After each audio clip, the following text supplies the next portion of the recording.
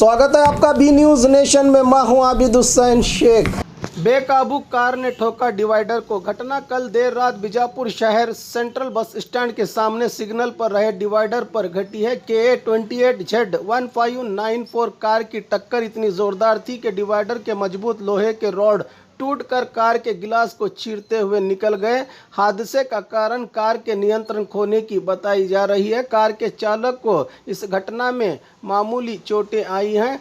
Car Adarsh Nagar इलाके की बताई जा रही है। सूत्रों के जानकारी के मुताबिक मामला हुआ है बीजापुर ट्रैफिक थाना में दर्ज।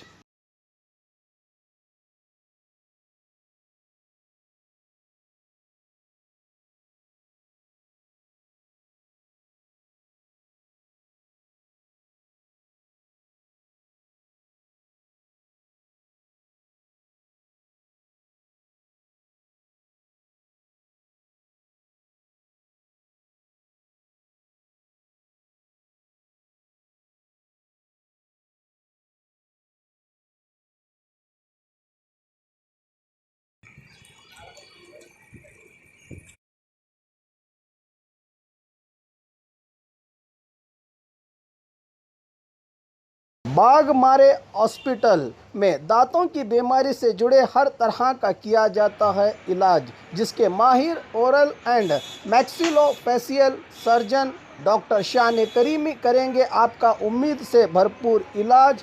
तो आज ही विजिट कीजिए बाघमारे मल्टी स्पेशलिटी हॉस्पिटल, सकाफरोजा सरकारी उर्दू स्कूल नंबर 4 के पास।